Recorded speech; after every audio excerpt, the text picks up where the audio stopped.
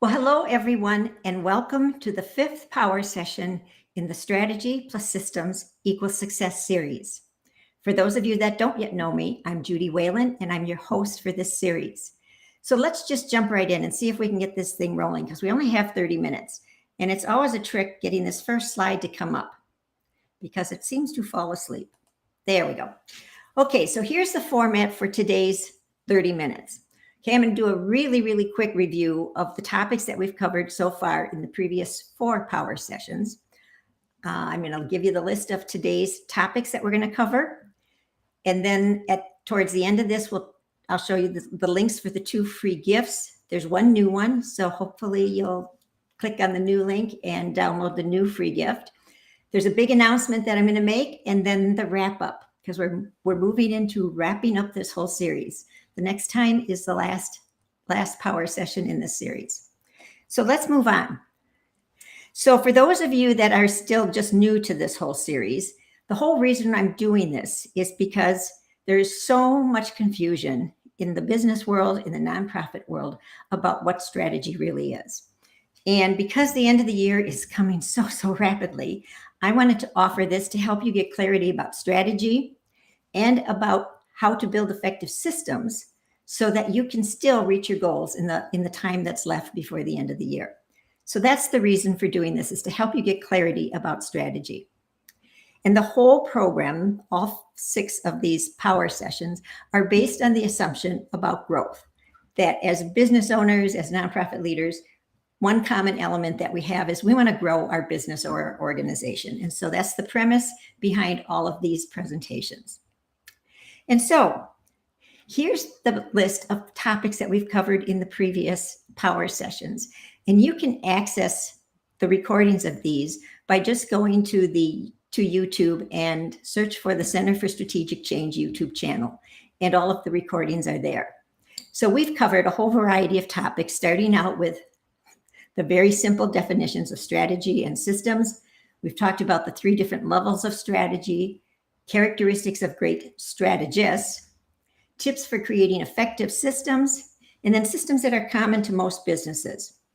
And then we went on to talk about the pitfalls of strategy, the difference of strategy versus tactics, the pitfalls of systems, and the role of systems in operations, and then a 7-step system to use for strategic planning. So again, you can access the previous power sessions by going to the Center for Strategic Change's YouTube channel, and you'll get all the detailed information about these topics there. So today's topics, we're going to cover characteristics of great strategy. We talked about characteristics of great strategists. Now we're going to talk about characteristics of great strategy. Then the reasons for using strategic planning. And then I'm going to go into a more in-depth look at the first 3 steps in a strategic planning process. So if you have questions, post them in the chat, or you can email them to info@Center for Strategic Change, and we'll send you answers in between sessions. So back to the very beginning, the definition of systems. Just keep this in mind as we move forward today. A group of interacting, interdependent elements that meet the desired objective. Now, that was the very first original definition that I put out probably in the very first power session. But then last session, I took that definition and made it even more practical so that you can really get a grips on it. So think of systems as a set of processes, tools, and people that all work together to solve a problem or achieve a goal. So that helps you take that broader definition and fine-tune it even further. And then the definition of strategy, because we're going to be talking about both of these as we move forward in the rest of this power session. So strategy, a plan of action that leads you to achieving your desired outcome. And we're going to delve into that further. So thinking about strategy, I wanted to share with you the characteristics of a great strategy, because because of the confusion in the marketplace about strategy. People think they're creating a great strategy when in essence, it's not a great strategy. So here are some characteristics. First, intelligent allocation of resources. Now, there's a couple words here that are really important to consider further. First of all, resources. You know, people immediately almost always start to think about resources as money. Of course, and money is one of the resources, funding for what you want to do. But there are other resources that are as important, if not more important, including what is your human resource, your human capacity to implement whatever this is? And what is the time available that your human resource has? Because people, when they start developing action plans, they typically will put down resources of money, or perhaps documents that they need, or connections, but they very seldom ever identify time as a resource.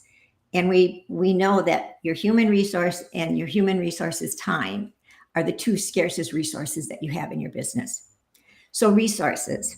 Then the intelligent allocation, intelligent. And I just want to expound on this for a moment, because what I sometimes see happening is when people are creating their strategy and developing the action steps to implement this, there's a lot of conversation and discussion that goes on. And people will become advocates for a certain amount, let's call it a certain amount of a resource. And others may argue against that. And at some point, sometimes what I see is people just get so fed up with the discussion and trying to make their point that they just give in. And giving in is not necessarily an intelligent allocation of resources. Build your case for what resources you need. State it clearly. Be intelligent about how you ask. That's what I mean by intelligent allocation of resources. So another characteristic is you need a system for the activities, a system of activities. And I wanted to share this action planning worksheet with you because this is something I use with my clients. You don't need anything fancy or expensive. This is a simple spreadsheet that I created in Excel. You could create it in Google Sheets. But what it does is it tracks what your key strategic initiative is.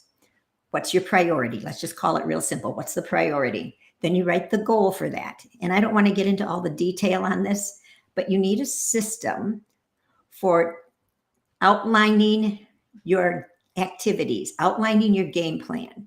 And then at the very bottom of this is what I want you to pay attention to, because this is where people start to, well, sometimes things start to fall apart here. Some people are very detail oriented, and this is where they like to come into the process. And those people who are visionaries have a little bit more struggle down here. But for every single key strategic initiative, you're going to write a goal. And each goal may have several objectives, and those are all details that I don't want to dig into right now. But you have to have, and you have detailed action steps that you develop for every single objective. And working it across, you don't just write the action step. You identify who's the person who's going to be the champion for that action step, who's going to make sure that it gets done, that progress is being made. Who else needs to be involved? This is all that thinking about how are you going to implement. What resources do you really need? This is where you talk about the time, the human capacity, the money, the documents, the relationships, whatever it is that you need. What's the start date, end date? And then you identify what is the outcome measurement. How are you going to know that you achieved the action step? And then as you're doing all this discussion, there's going to be things that come up that you need to just record those in the comments column, because they'll be helpful later on. So you need a system of activities, and this little worksheet is a system. Now there are things in the marketplace that you can purchase, software that can guide you through this whole same process. But developing a simple Excel spreadsheet or a Google Sheets is another way to do it that is low cost. So another characteristic of great strategy is that, of course, it achieves a goal. It helps you solve a problem. It achieves a goal. And when you achieve that goal, it's important to celebrate, just like these folks are. Another characteristic is that it leverages strengths against weaknesses. Now, one tool that is useful in strategic planning is to use what's called a SWOT analysis. And that's what this stands for, SWOT, strengths, weaknesses, opportunities, and threats. And I'm going to just tell you right now up front, there's a lot of controversy in the theory of strategic planning about using a SWOT analysis. But I can also tell you that if you've never done one, this is incredibly helpful. It's helpful to identify your strengths and your weaknesses. And those two things are typically internal to your organization, to your business. Then once you do that, you can take a look at the external environment and identify potential opportunities or potential threats that might be coming down the pike. So in terms of leveraging your strengths, I want to go back to that topic for just a moment. Leveraging your strengths, you leverage those internally so that you can advance your business and your internal growth, and you can overcome the weaknesses, or you can address those and solve them. But the real beauty of knowing your strengths is that you can use your strengths externally to give you a better competitive position in the marketplace. So you don't need to reveal all your strengths to the external environment that you operate in. You can have strengths that you keep hidden or just keep them internal in your organization. And if you then can take those hidden strengths and use them in your marketplace to surprise your competitor, that gives you the competitive advantage. So just put this all in, kind of the back of your mind for the moment, and let you think about how do you identify your strengths and how can you use those both internally and externally. So another characteristic of a great strategy is that it is defined in simple language. Simple, clear, concise, no jargon, no trendy words, simple words that are easily understood. And the reason is because once you have your strategy figured out, you articulate it in a manner that others in your organization can understand without having been involved in this whole process. So you're going to need to communicate it to your key stakeholders. And that could be, first of all, your leadership team, your employees. They need to understand what the strategy is moving forward so they can be an active part in helping you achieve it. But you may need to communicate it to a board of directors if you have one, or an advisory team, or funders. So simple, clear, concise language to define the strategy. And then the other characteristic I want to share with you is that your strategy needs to have a narrow scope. And by that I mean, and this is what sometimes starts to occur, as you delve into this process, you're going to start examining all different areas, your internal environment, your external environment. You're going to have all kinds of conversations about what it is you want to do. Where's your baseline now? Where do you want to go? And all of a sudden, this thing can mushroom. It can kind of snowball. But I want you to realize that within the strategic planning process, you need to keep it narrow, because every single goal that you set to achieve your strategy may have several objectives, and each one of those objectives has detailed action steps. So think about it like a tree, where your strategy is the trunk, and off come branches that are the goals, and off of those branches come objectives, which help you achieve the goal. Now, off of the objectives are all the detailed little branches in the tree that you need to then take action and follow through and do. So I suggest that you keep your strategy narrow to start with. Keep your goals to no more than 5. Typically, I suggest 1 to 3, quite frankly, because that works the best and that seems to have the most follow through. And that keeps you focused. So narrow scope, keep your strategy narrow and focused, and keep your goals less than 5. So the next item we were going to talk about is reasons why, the benefits why using strategic planning is a smart thing to do. So remember that strategic planning is a system.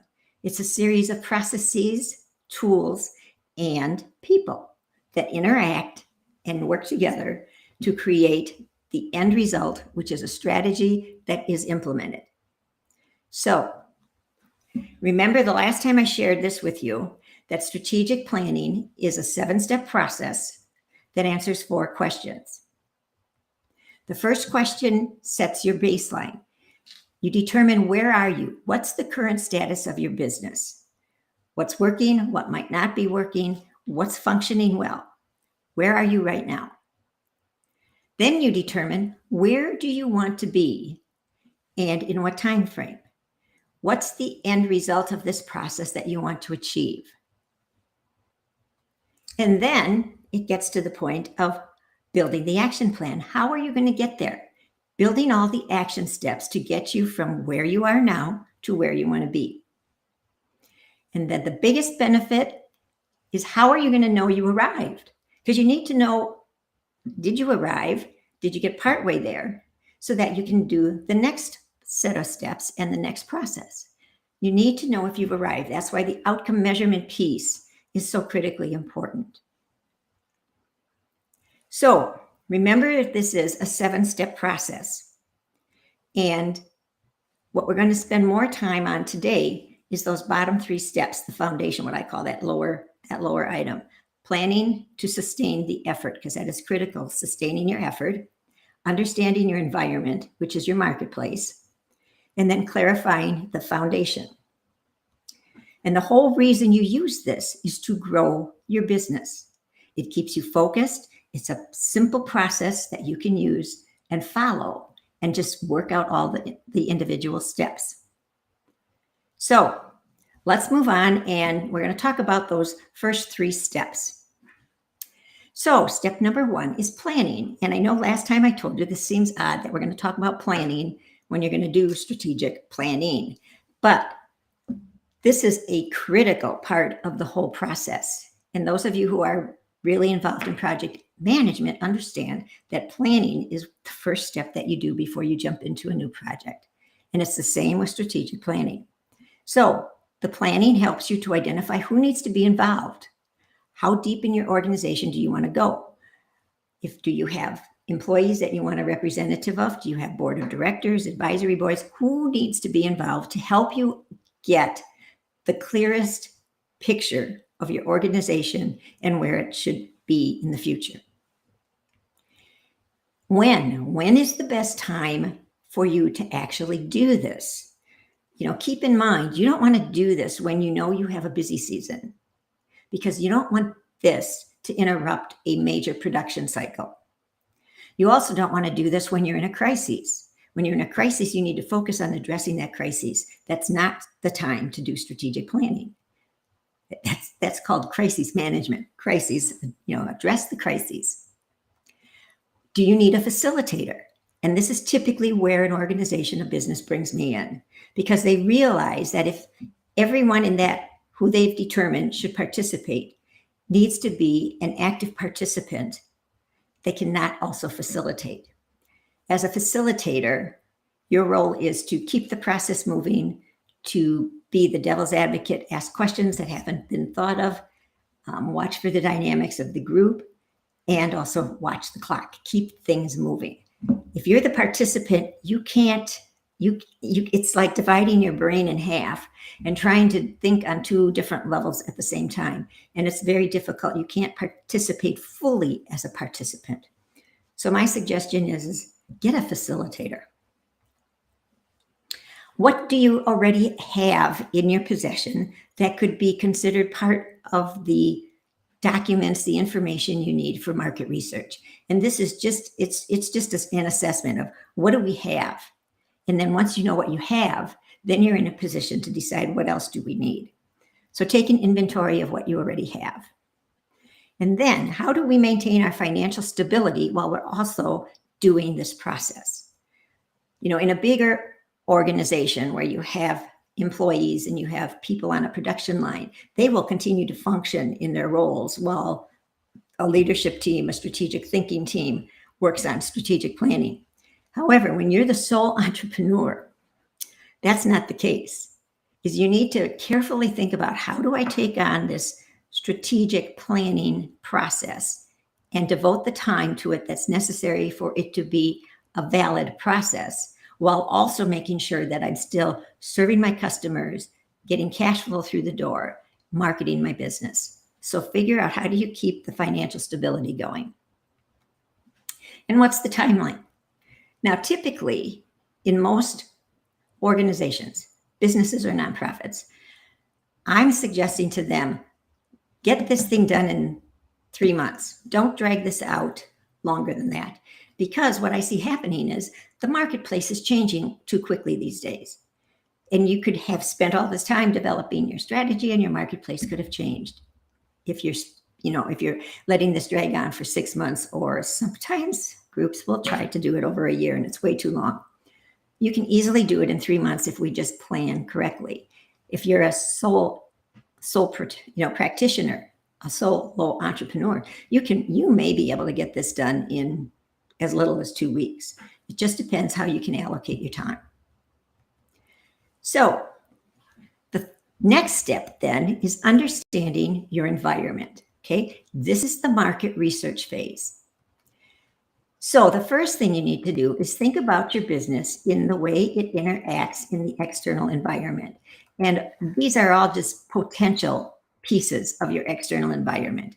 Certainly you're going to do some research on, how are you interacting with your competitors? Where are you in the marketplace compared to them?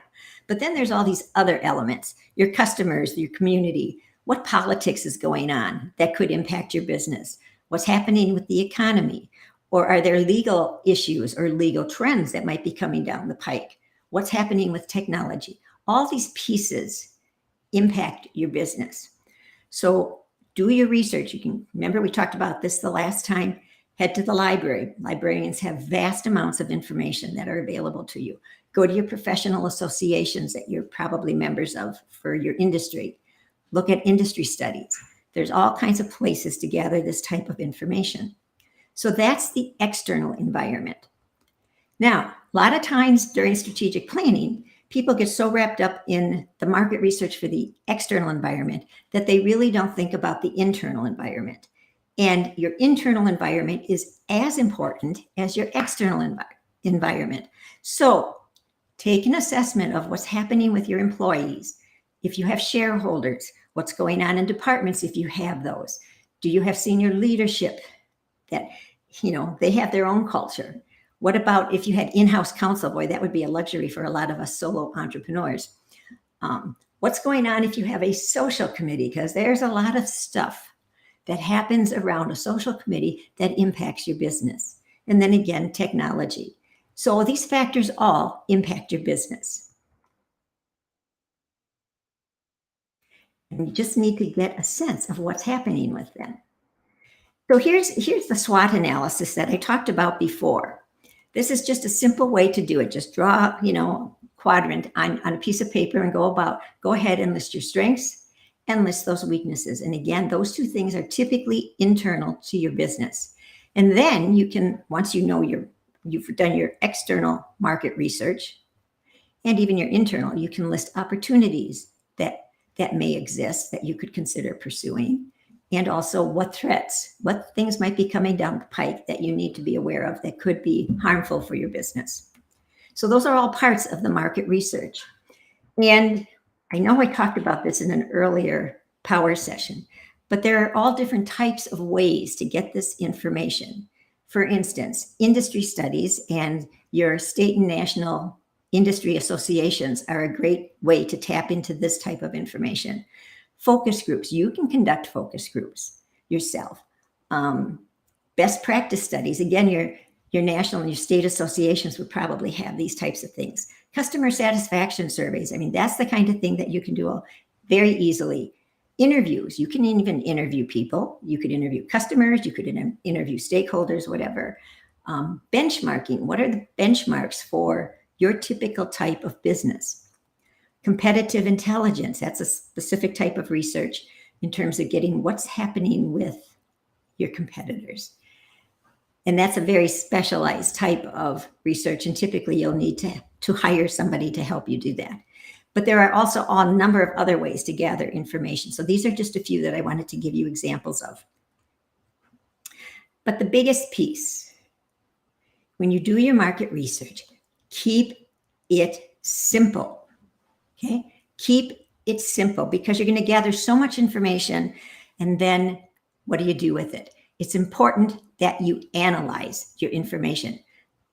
I've seen organizations gather information and then they're so overwhelmed by it, they just put it on the shelf and they aren't using it to actually determine what's happening in their marketplace.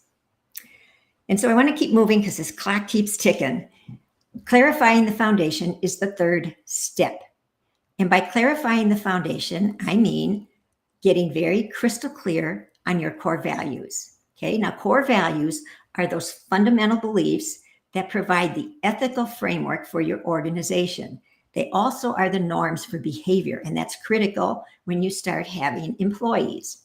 They are enduring and slow to change, and they shape the culture of your organization.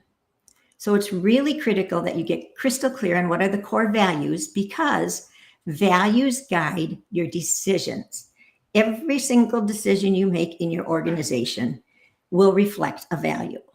And that's really important as you start to think about growing your organization and adding employees. Values also guide behaviors, those norms of behavior. And developing the right culture that you want for your organization is critical to knowing your values. So, as the clock keeps ticking, I want to give you information about our next session, which is Tuesday, September 6th at 12:30 p.m. again, Eastern Daylight Time. The tentative topics are, we'll do an introduction of the remaining steps in the strategic planning process. I'm going to connect the dots of what we've covered in this series and how I'm hoping it will benefit you moving forward. There'll be 2 free gifts. I'm going to wrap up the series, and then I have an announcement of a new series. So, first of all, I want to say thank you for being with me again today. And there's 2 free gifts for you. Again, it is schedule the free 30-minute strategy call. Just go to calendly.com, strategic change. Again, this is not a sales call. This is simply to help you keep moving forward. But then I changed the last one so that it will provide you with the free big list of core values, because we talked about that as being so important to building the foundation for your strategic plan. And just copy this link and go to it, and you'll be able to download this ebook with the big list of core values. And then my big announcement is that I have decided to launch a second series starting August 30th, and it'll be featuring Strengthen the Harmony Between Your Life, Family, and Work. There's so much pressure and stress for people these days in the business world, in the nonprofit world, in the work world of whatever type of work you're doing, trying to juggle all the different priorities in their lives, that I thought it was important to bring this back and bring it back to a power session.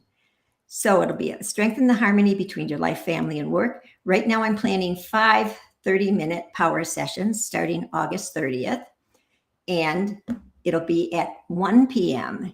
Eastern Daylight Time, 12 p.m. Central Time, 11 Mountain Time, 10 a.m. Pacific Time.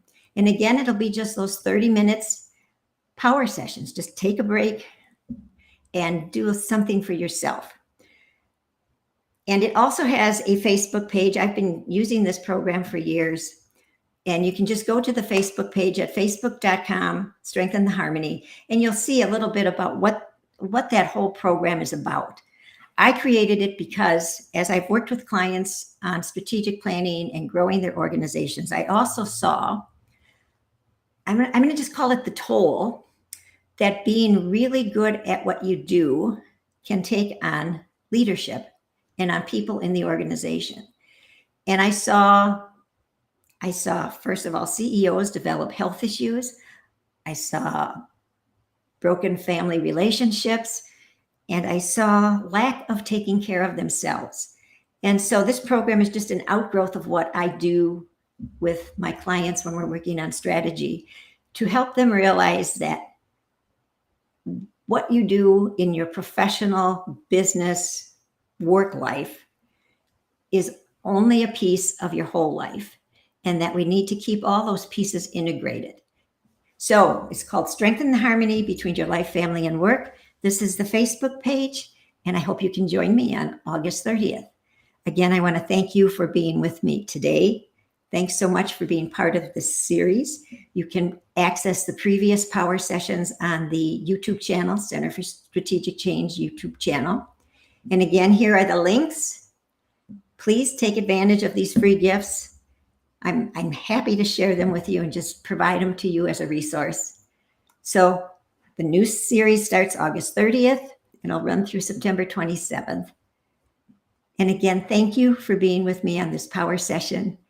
And between now and when I see you again, remember that strategy plus systems equals your success. Best wishes. See you next time. Bye-bye.